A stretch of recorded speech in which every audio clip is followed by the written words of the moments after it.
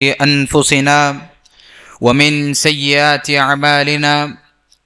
من يهده الله فلا مضل له ومن يضلله فلا هادي له وأشهد أن لا إله إلا الله وأشهد أن محمدا عبده ورسوله أما بعد فإن خير الحديث كتاب الله وخير الهدي هدي محمد صلى الله عليه وسلم وشر الأمور محدثاتها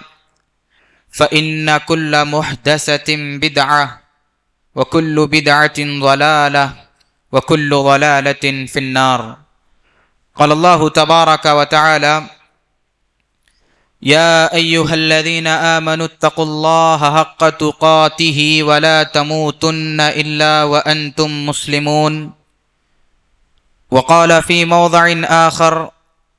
يا أيها الناس اتقوا ربكم الذي خلقكم من نفس واحدة وخلق منها زوجها وبث منهما رجالا كثيرا ونساء واتقوا الله الذي تساءلون به والأرحام إن الله كان عليكم رقيبا. وقال في موضع آخر: يا أيها الذين آمنوا اتقوا الله وقولوا قولا سديدا يصلح لكم أعمالكم ويغفر لكم ذنوبكم ومن يطع الله ورسوله فقد فاز فوزا عظيما. قال الله تبارك وتعالى: فإن آمنوا بمثل ما آمنتم به فقد اهتدوا. ہر قسم کی تعریف، توصیف، کبریائی، بڑائی، عزت و جلالت اس وحدہ لا شریک خالق کائنات، مالک ارض و سما کے لیے لائق و زیبا ہو کہ جس نے مجھے اور آپ کو محمد صلی اللہ علیہ وسلم کا امتی ہونے کا شرف بخشا. ان گنت درود و سلام ہو تمام انبیاء کرام پر، خصوصاً میرے اور آپ کے آخری نبی جناب محمد رسول اللہ صلی اللہ علیہ وسلم پر. حاضرین، جس دور میں اور آپ زندگی گزار رہے ہیں، اور خاص کر جس اثنا میں اب میں اور آپ موجود ہیں، یہ ایسا سنگین دور ہے جس میں صحابہ اکرام رضوان اللہ علیہم اجمعین کی ذات پر انگلیاں اٹھائی جا رہی ہیں. صحابہ اکرام رضوان اللہ علیہم اجمعین کو برا بلا کہا جا رہا ہے، ان پر لعن طعن کیا جا رہا ہے. لہذا اسی مناسبت سے اس موضوع کو لے کر میں آپ لوگوں کے سامنے کھڑا ہوا ہوں کہ صحابہ اکرام رضوان اللہ علیہم اجمعین کی کیا فضیلتیں ہیں، فضائل صحابہ کیا ہیں. چند فضیلتوں کو جاننے کی کوشش کریں گے انشاءاللہ. قرآن و حدیث کی روشنی میں آپ لوگوں کے سامنے چند فضیلتیں صحابہ اکرام رضوان اللہ علیہم اجمعین کی بتانا چاہوں گا. سب سے پہلے صحابہ اکرام رضوان اللہ علیہم اجمعین، صحابہ کی جماعت یہ وہ جماعت ہے جنہوں نے اللہ کے نبی علیہ الصلاۃ والسلام سے ڈائریکٹ اللہ تبارک و تعالیٰ کے کلام کو سنا ہے. صحابہ کی جماعت یہ وہ جماعت ہے جو دین اسلام کے سب سے اولین داعی ہیں. صحابہ کی جماعت یہ وہ جماعت ہیں جو قرآن مجید کے ڈائریکٹ مخاطب ہوا کرتے تھے. صحابہ اکرام کی جماعت یہ وہ عظیم جماعت ہے جب اللہ تبارک و تعالیٰ کی راہ میں ان سے ان کے مال کا مطالبہ کیا گیا، ان سے ان کے آل و اولاد کا مطالبہ کیا گیا، ان سے ان کی جانوں کا مالوں کا مطالبہ کیا گیا. ہرگز انہوں نے ایک قدم بھی اپنے آپ کو پیچھے نہیں کیا، بلکہ ہر وقت اللہ تبارک و تعالیٰ کے دین کی خاطر اپنے آپ کو، اپنی جان کو، اپنے مال کو، آل و اولاد کو لٹانے کے لیے تیار رہا کرتے تھے. حاضرین گرامی، سب سے پہلے جانتے ہیں کہ صحابی کہتے کسے ہیں. حافظ ابن حجر رحمہ اللہ اپنی کتاب میں صحابہ کی تعریف کرتے ہوئے فرماتے ہیں: من لقی النبی صلی اللہ علیہ وسلم مؤمنا بہ ومات علی الاسلام. صحابی کہتے ہیں ایک ایسا انسان، ایک ایسا شخص جس نے اللہ کے نبی علیہ الصلاۃ والسلام سے ملاقات کی ہو. اور ملاقات کیسے کرنا ہے؟ آگے فرماتے ہیں مؤمنم بھی، ایمان کی حالت میں، اسلام کی حالت میں جس نے اللہ کے نبی علیہ الصلوۃ والسلام سے ملاقات کی ہو، ومات علی الاسلام، اور اسی اسلام پر، اسی ایمان کی حالت میں ایک انسان کی اگر وفات ہو جائے تو یقیناً وہ بندہ صحابی ہے۔ اب اس تعریف سے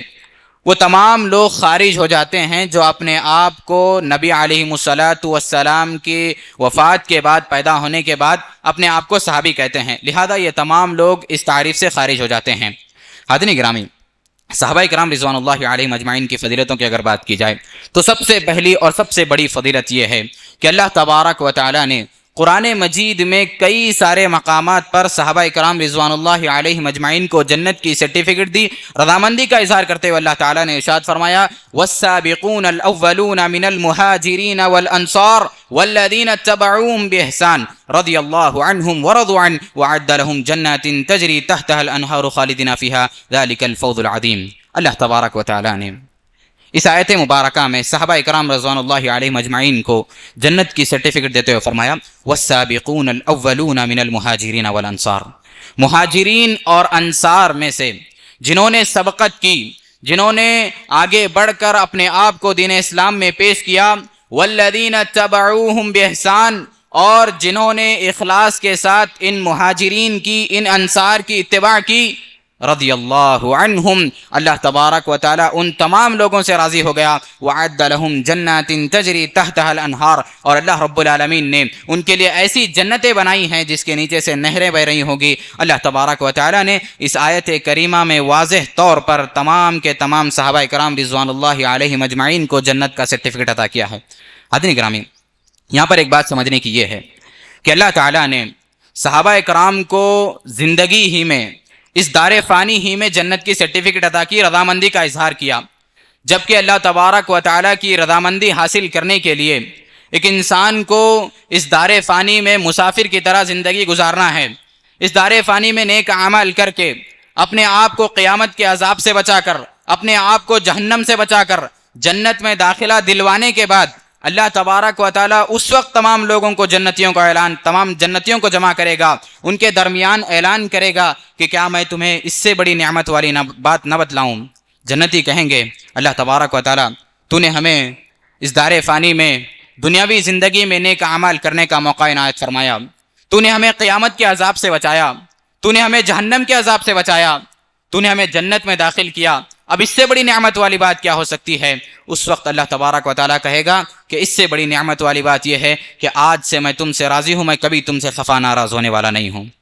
لہذا جو رضامندی حاصل کرنے کے لیے ایک انسان کو جنت میں داخل ہونا اور اللہ تبارک و تعالیٰ کی رضامندی حاصل کرنا ہوتا ہے، لیکن اللہ تبارک و تعالیٰ نے ان پاکیزہ نفوس کے لیے اللہ تبارک و تعالیٰ نے ان کی دنیاوی زندگی میں رضامندی کا اعلان کر دیا۔ اللہ تعالیٰ نے ارشاد فرمایا رضی اللہ عنہم ورضوا عنہ، اللہ تبارک و تعالیٰ ان تمام لوگوں سے راضی ہے اور یہ تمام لوگ اللہ تبارک و تعالیٰ سے خوش ہیں۔ حاضرین گرامی، اتنا ہی نہیں بلکہ صحابہ کرام رضوان اللہ علیہم اجمعین کی کئی ساری فضیلتیں ہیں، من جملہ صحابہ کرام رضوان اللہ علیہم اجمعین کی کئی ساری فضیلتوں کو اللہ کے نبی علیہ الصلوۃ والسلام نے احادیث مبارکہ میں بیان کیا۔ اللہ کے نبی علیہ الصلوۃ والسلام اس جگہ پر ارشاد فرماتے ہیں کہ اللہ تبارک و تعالیٰ نے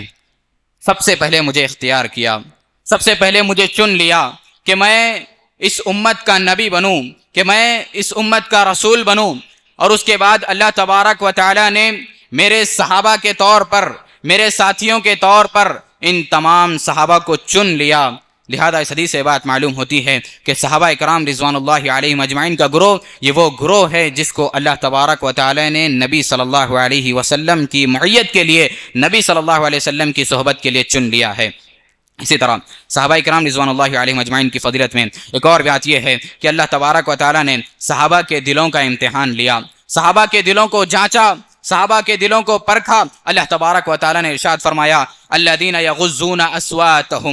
الذين يغضون أصواتهم عند رسول الله أولئك الذين امتحن الله قلوبهم۔ اللہ تبارک و تعالی نے واضح طور پر اس آیت کریمہ میں ارشاد فرمایا أولئك الذين امتحن الله قلوبهم، یقیناً ہم نے ان لوگوں کے دلوں کا امتحان لے لیا، ان لوگوں کے دلوں کو ہم نے تقوی کے ذریعے سے جانچ لیا۔ صحابہ کرام رضوان اللہ علیہم اجمعین کے دلوں کو اللہ تبارک و تعالی نے تقوی کے ذریعے سے پاک کیا۔ حاضرین گرامی، اللہ کے نبی علیہ الصلوۃ والسلام ایک اور حدیث میں ارشاد فرماتے ہیں کہ اللہ تبارک و تعالی نے اس دنیا میں سب سے پہلے تمام لوگوں کے دلوں کو جانچا اور سب سے بہترین دل، سب سے پاکیزہ دل میرے دل کو پایا، اور اس کے بعد اللہ تبارک و تعالی نے میرے بعد اس دنیا میں سب کے دلوں کو جانچا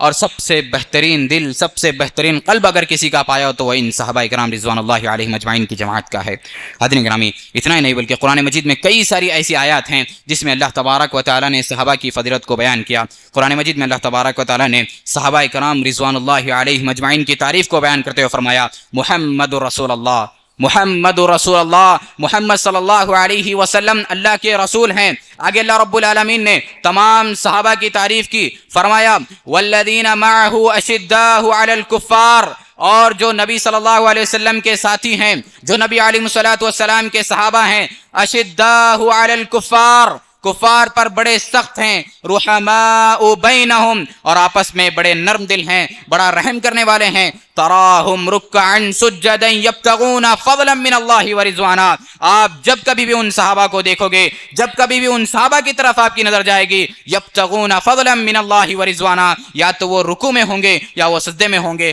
ہمیشہ اللہ تبارک و تعالیٰ کے فضل کو، اس کی رضا کو حاصل کرنے والے ہوں گے۔ تراہم رکعا سجدا یبتغون فضلا من اللہ ورضوانا سیماہم فی وجوہہم من اثر السجود، آپ ان کی پیشانیوں پر، آپ ان کے چہروں پر سجدوں کے نشانات کو پائیں گے۔ یقیناً یہ صحابہ کرام رضوان اللہ علیہم اجمعین کی جماعت ہیں جن کی تعریف خود اللہ تبارک و تعالیٰ نے قرآن مجید میں کی کہ اللہ تبارک و تعالیٰ کو معلوم نہیں تھا کہ اللہ کے نبی علیہ الصلوۃ والسلام کے انتقال کے بعد، اللہ کے نبی کی وفات کے بعد چند ایسے فتنے رونما ہوں گے جس میں صحابہ بشریت تقاضا شامل ہوں گے۔ تو اللہ تبارک و تعالیٰ کو یہ چیز معلوم نہیں تھی کہ اللہ تبارک و تعالیٰ کل جاننے والا نہیں تھا، کہ اللہ رب العالمین کو یہ بات معلوم نہیں تھی کہ صحابہ سے چند غلطیاں ہو جائے گی۔ اس کے باوجود بھی اللہ رب العالمین نے فرمایا لقد رضی اللہ عن المؤمنین اذ یبایعونک تحت الشجرۃ فعلم ما فی قلوبہم، اللہ تبارک و تعالیٰ نے جن لوگوں نے درخت کے نیچے اللہ کے نبی علیہ الصلوۃ والسلام کے ہاتھ پر بیعت کی تھی، ان تمام کے تمام لوگوں کو اللہ تبارک و تعالیٰ نے یہ سنا دیا لقد رضی اللہ عن المؤمنین، اللہ تبارک و تعالیٰ تمام کے تمام مومنوں سے راضی ہو گیا، اللہ تبارک و تعالیٰ تمام مومنوں سے خوش ہو گیا۔ حاضرین گرامی، اتنا ہی نہیں بلکہ قرآن مجید میں اللہ تبارک و تعالیٰ نے ایک اور مقام اللہ کے نبی علیہ الصلوۃ والسلام نے، اللہ کے نبی علیہ الصلوۃ والسلام بھی صحابہ کرام رضوان اللہ علیہم اجمعین سے بڑی محبت کرتے تھے۔ صحابہ کرام رضوان اللہ علیہم اجمعین کے تئیں نبی صلی اللہ علیہ وسلم کے پاس بڑا لگاؤ تھا۔ محبت کی انتہا تو یہ تھی کہ اللہ کے نبی علیہ الصلوۃ والسلام نے ایک مقام پر یہ فرما دیا کہ جو بھی انصار سے محبت کرتا ہے، آیت المؤمن حب الانصار، کہ مومن کی علامت یہ ہے، مومن کی نشانی یہ ہے کہ وہ انصار سے محبت کرتا ہے۔ وآیت المنافق بغض الانصار، اور ایک منافق کی، ایک نافرمان کی علامت یہ ہے کہ وہ انصار سے بغض رکھتا ہے، انصار کے خلاف اپنے دلوں کو جلاتا ہے۔ حضرین گرامی، اتنا ہی نہیں بلکہ اللہ کے نبی علیہ الصلوۃ والسلام نے ایک اور حدیث میں ارشاد فرمایا خیر القرون قرنی، بے شک میرا جو دور ہے، میرا جو زمانہ ہے سب سے بہترین زمانہ ہے، ثم الذین یلونہم، اور میرے زمانے کے بعد اگر کوئی سب سے بہترین زمانہ ہے تو وہ میرے صحابہ کرام رضوان اللہ علیہم اجمعین کا زمانہ ہے، ثم الذین یلونہم، اور اس کے بعد پھر ان کے بعد والوں کا زمانہ ہے۔ حاضرین گرامی، کئی سارے ایسی احادیث ہیں، کئی ساری ایسی آیات ہیں جس میں اللہ تبارک و تعالیٰ نے اور نبی علیہ الصلوۃ والسلام نے صحابہ کی فضیلتوں کو، صحابہ کی عظمتوں کو بیان کیا ہے۔ لیکن ایک بات غور کرنے کی یہ ہے کہ صحابہ میں بعض صحابی ایک دوسرے صحابی سے افضل ہو سکتے ہیں، ایک صحابی دوسرے صحابی سے افضل ہو سکتا ہے، لیکن کوئی بھی ایسا انسان نہیں ہے، چاہے وہ کتنا بھی بڑا متقی کیوں نہ ہو، چاہے وہ کتنا بھی بڑا عبادت گزار کیوں نہ ہو، ہرگز وہ کسی صحابہ سے افضل نہیں ہو سکتا، کسی صحابی سے بہتر نہیں ہو سکتا۔ اسی لیے اللہ کے نبی علیہ الصلوۃ والسلام نے ارشاد فرمایا تھا لا تسبوا اصحابی، لا تسبوا اصحابی، تم میرے صحابہ کو گالی نہ دینا، فلو ان احدکم انفق مثل احد ذهبا، اگر تم میں کا کوئی انسان احد پہاڑ کے برابر بھی سونا کیوں نہ خرچ کر دے، احد پہاڑ کے برابر بھی اپنی مال و جائیداد کیوں نہ لٹا دے، ما بلغ مد احدہم ولا نصیفا، تم میں کا کوئی انسان ایک مد یا آدھا مد سونا برابر خرچ کرنے کے، آدھا مد یا ایک مد برابر خرچ کرنے کے نہیں ہو سکتا۔ یعنی اگر کوئی انسان ایک پہاڑ برابر سونا اللہ رب العالمین کی راہ میں کیوں نہ خرچ کر دے، لیکن وہ ہرگز صحابہ کے ایک مد سونا خرچ کرنے کے برابر نہیں ہو سکتا۔ حضرین، اللہ کے نبی علیہ الصلوۃ والسلام نے ہمیشہ صحابہ کرام رضوان اللہ علیہم اجمعین کا دفاع کیا، ہمیشہ جن لوگوں نے صحابہ کو تکلیف دی، جن لوگوں نے صحابہ کو گالیاں دی، اللہ کے نبی علیہ الصلوۃ والسلام نے ان کے خلاف ہمیشہ اپنے آپ کو آگے رکھا۔ اسی طرح ہمیشہ اللہ کے نبی علیہ الصلوۃ والسلام نام لے لے کر اللہ تبارک و تعالیٰ سے ہر صحابی کے لیے دعا کیا کرتے تھے۔ آج اگر ہمارے معاشرے میں دیکھا جائے تو حضرت ابو بکر رضی اللہ عنہ، حضرت ابوبکر رضی اللہ عنہ کو نشانہ بنایا جاتا ہے، انہیں گالیاں دی جاتی ہیں، ان پر لعن طعن کیا جاتا ہے۔ حاضرین، حضرت ابوبکر رضی اللہ عنہ یہ وہ صحابی ہیں جن کے بارے میں اللہ کے نبی علیہ الصلوۃ والسلام نے کہا تھا کہ اگر اس دنیا میں میرا کوئی خلیل ہوتا، اگر اس دنیا میں میرا کوئی ساتھی ہوتا تو یقیناً وہ حضرت ابوبکر رضی اللہ عنہ ہوا کرتے تھے۔ اسی طرح جب اللہ کے نبی علیہ الصلوۃ والسلام نے دین اسلام کی تعلیمات کو اللہ تبارک و تعالیٰ سے حاصل کیا، اور نبی علیہ الصلوۃ والسلام بڑے غم زدہ تھے، بڑے ڈرے ہوئے تھے، وہ یہ سوچ رہے تھے کہ میں دین کی تعلیمات کسے پہنچاؤں، میں سب سے پہلے دین کس کے سامنے پیش کروں۔ تو جب حضرت ابوبکر رضی اللہ عنہ سے آپ کی ملاقات ہوتی ہے، جب حضرت ابوبکر رضی اللہ عنہ کا آپ دین کی تعلیمات سناتے ہیں، تو سب سے پہلے جنہوں نے نبی صلی اللہ علیہ وسلم کی دعوت پر لبیک کہا وہ یہی حضرت ابوبکر رضی اللہ عنہ تھے۔ حاضرین گرامی، اتنا ہی نہیں بلکہ ابوبکر رضی اللہ عنہ کی کئی ساری فضیلتیں ہیں۔ اللہ کے نبی علیہ الصلوۃ والسلام نے ایک اور مرتبہ اللہ کے نبی حضرت امام ابن تیمیہ رحمہ اللہ ارشاد فرماتے ہیں، حضرت عمر رضی اللہ عنہ اکثر کہا کرتے تھے، امام ابن تیمیہ رحمہ اللہ نے اپنی کتاب میں اس چیز کو باندھا ہے کہ حضرت عمر رضی اللہ عنہ اکثر کہا کرتے تھے کہ اگر ساری دنیا بھر کے مسلمانوں کے ایمان کو ایک پلڑے میں رکھا جائے، اگر ساری دنیا بھر کے مسلمانوں کے ایمان کو ایک ترازو کے کنارے میں رکھا جائے اور دوسرے پلڑے میں حضرت ابوبکر رضی اللہ عنہ کے ایمان کو رکھا جائے تو یقیناً حضرت ابوبکر رضی اللہ عنہ کے ایمان کا پلڑا بھاری ہو جائے گا۔ حاضرین، اسی طرح اللہ کے نبی علیہ الصلوۃ والسلام حضرت ابوبکر رضی اللہ عنہ کی فضیلتیں بیان کرتے ہوئے کہتے ہیں کہ اس دنیا میں جس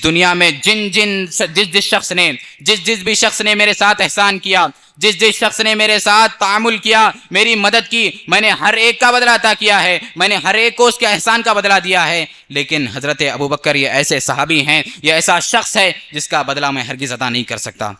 اتنی بڑی فضیلت حضرت ابوبکر رضی اللہ عنہ کی تھی۔ حضرین، ابوبکر رضی اللہ عنہ یہ ایسے صحابی ہیں جن کو اللہ کے نبی علیہ الصلوۃ والسلام نے ارشاد فرمایا، جنت کے 8 دروازوں سے جس صحابی کو بلایا جائے گا وہ صحابی حضرت ابوبکر رضی اللہ عنہ ہے۔ اللہ کے نبی علیہ الصلوۃ والسلام ارشاد فرماتے ہیں، دعی من باب الصلاۃ، دعی من باب الصیام، دعی من باب الصدقہ، البتہ جنت کے 8 دروازوں سے جس صحابی کو بلایا جائے گا، جس شخص کو بلایا جائے گا وہ حضرت ابوبکر رضی اللہ عنہ ہے۔ اسی طرح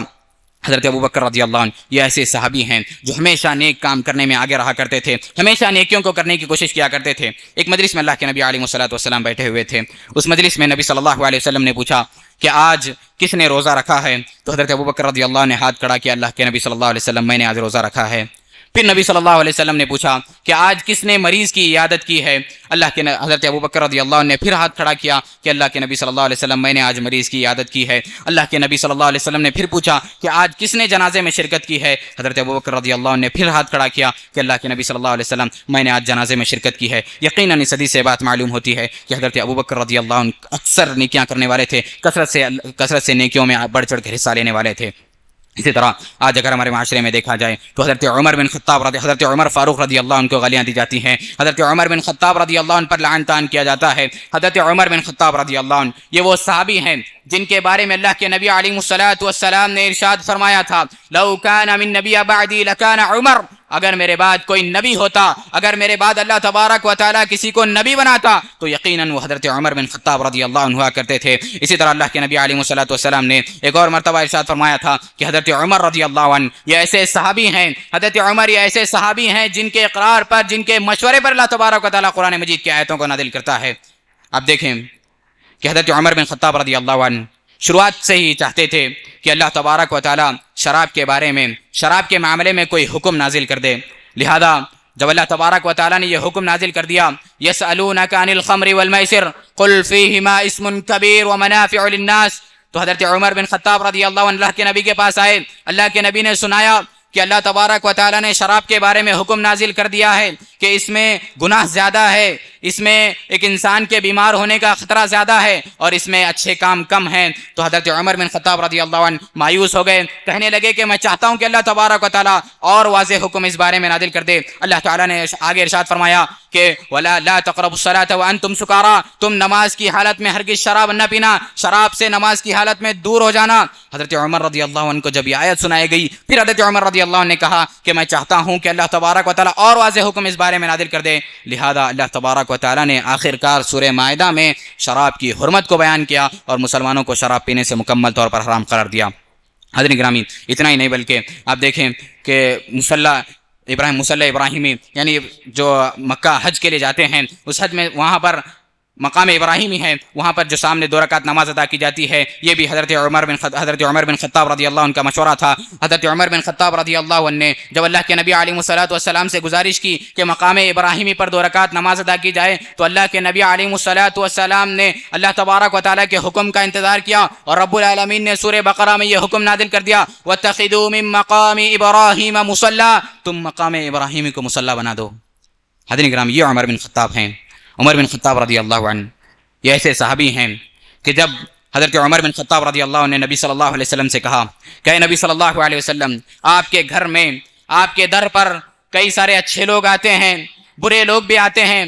اس میں آپ کی ازواج مطہرات موجود ہیں، آپ کی بیویاں موجود ہیں، لہذا آپ انہیں پردے کا حکم دیجئے۔ لہذا اللہ تبارک و تعالیٰ نے سورہ احزاب کی آیت نمبر 53 میں اس حکم کو نازل کر دیا کہ آپ اپنی ازواج مطہرات کو پردے کا حکم دیں۔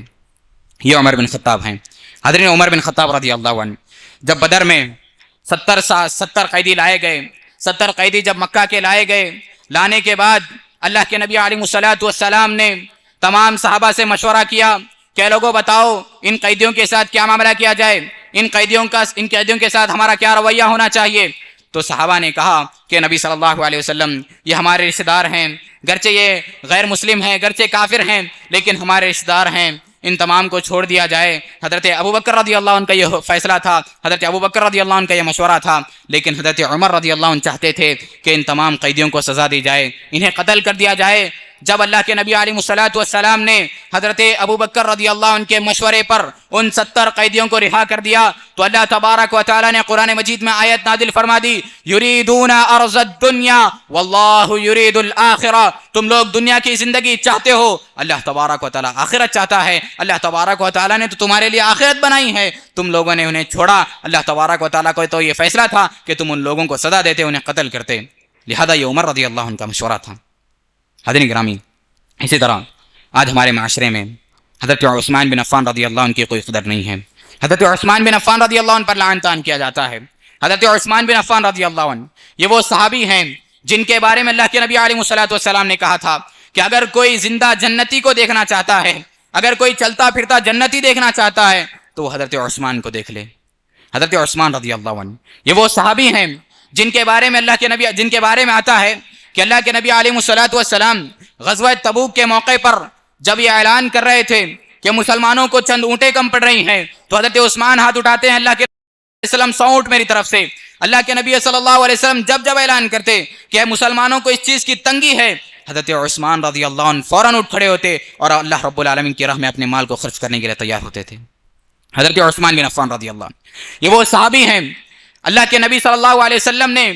جن سے آپ کی بڑی بیٹی حضرت رقیہ رضی اللہ عنہ کی شادی کرائی تھی، اور حضرت رقیہ رضی اللہ عنہ کی وفات کے بعد حضرت ام کلثوم رضی اللہ عنہ جو آپ کی بیٹی تھی ان سے شادی کرائی، اور جب حضرت ام کلثوم کی وفات ہو گئی تو نبی صلی اللہ علیہ وسلم نے کہا تھا کہ اگر میری ایک اور بیٹی ہوتی تو میں حضرت عثمان بن عفان رضی اللہ عنہ سے اس کی شادی کرا تھا۔ یہ عثمان بن عفان رضی اللہ عنہ، اسی لیے انہیں ذو النورین کہا جاتا ہے۔ حضرین، آج ہمارے معاشرے میں حضرت علی رضی اللہ عنہ کو برا بلا کہا جاتا ہے۔ حضرت علی رضی اللہ عنہ جن کے بارے میں اللہ کے نبی صلی اللہ علیہ وسلم نے کہا تھا کہ حضرت علی یہ ایسا شخص ہے، یہ ایسا صحابی ہے جس سے اللہ اور اس کے رسول دونوں محبت کرتے ہیں، اور اللہ کے نبی صلی اللہ علیہ وسلم نے اپنی لخت جگر اپنی سب سے چھوٹی بیٹی حضرت فاطمہ رضی اللہ عنہ کی شادی حضرت علی رضی اللہ عنہ سے کرائی تھی۔ حاضرین گرامی، صحابہ اکرام رضوان اللہ علیہم اجمعین کے اندر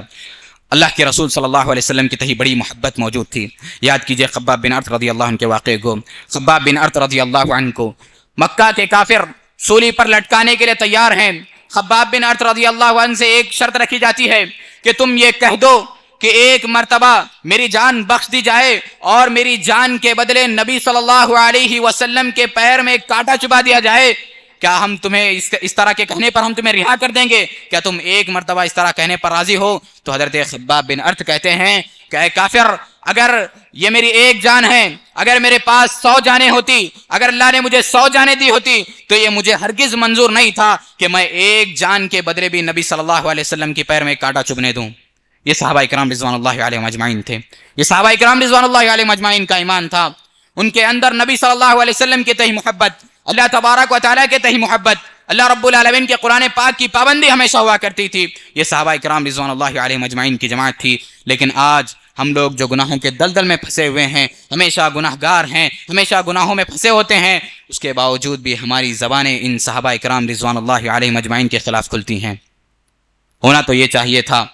کہ ہم صحابہ کرام رضوان اللہ علیہم اجمعین کے دفاع کے لیے کھڑے ہوں، لیکن معاملہ بالکل الٹا ہے۔ ہم صحابہ کرام رضوان اللہ علیہم اجمعین کے خلاف اپنی زبانوں کو دراز کرنے پر لگے ہوئے ہیں۔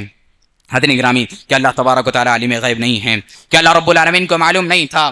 کہ اللہ کے نبی صلی اللہ علیہ وسلم کی وفات کے بعد، اللہ کے نبی کے انتقال کے بعد جنگ صفین، جنگ جمل جیسی جنگیں ہوگی؟ کہ اللہ رب العالمین کو اس چیز کا علم نہیں تھا؟ اس کے باوجود بھی اللہ رب العالمین نے تمام صحابہ کو رضی اللہ عنہم کہہ دیا۔ یہ اس بات کی واضح دلیل ہے کہ گرچہ ان سے کتنی غلطیاں کیوں نہ ہوئی ہو، اللہ تبارک و تعالیٰ نے ان کی ساری غلطیوں کو معاف فرما دیا، اللہ رب العالمین نے ان کی ساری غلطیوں کو بخش دیا۔ حضرات گرامی، ضرورت اس بات کی ہے کہ ہم ہمیشہ صحابہ کرام رضوان اللہ علیہم اجمعین کے دفاع میں کھڑے ہوں اور صحابہ کرام رضوان اللہ علیہم اجمعین کے تعلق سے اپنی زبانوں کو لگام دیں، اس لیے کہ صحابی کے خلاف نکلنے والا ایک بھی لفظ ہمیں ہمارے دین سے نکال سکتا ہے۔ صحابہ کے خلاف نکلنے والا ایک بھی لفظ ہمیں ہمارے اسلام سے خارج کر سکتا ہے، ہمیں ایمان سے خارج کر سکتا ہے۔ دعا گو ہوں اللہ تبارک و تعالیٰ سے، اللہ تبارک و تعالیٰ سب سے پہلے کہنے والوں کو کہنے سے زیادہ، سننے والوں کو سننے سے زیادہ عمل کرنے کی توفیق عطا فرمائے۔ اللہ رب العالمین صحابہ کرام رضوان اللہ علیہم اجمعین کے فضائل کو، ان کی عظمتوں کو، ان کی خصوصیات کو جاننے، اسے سمجھنے اور ان کے مطابق عمل کرنے کے اللہ تبارک و تعالی ہمیں توفیق عطا فرمائے۔ اللہ تبارک و تعالی ہمیں محمد صلی اللہ علیہ وسلم کا حقیقی امتی بنائے۔ اللہ تبارک و تعالی جب بھی ہمارا انتقال ہو تو ہمیں ہماری زبانوں پر کلمہ لا الہ الا اللہ کو جاری فرما۔ اللہ تبارک و تعالی ہمیں کروڑ کروڑ جنت عطا فرما۔ آمین ثم آمین، وآخر دعوانا ان الحمد للہ رب العالمین۔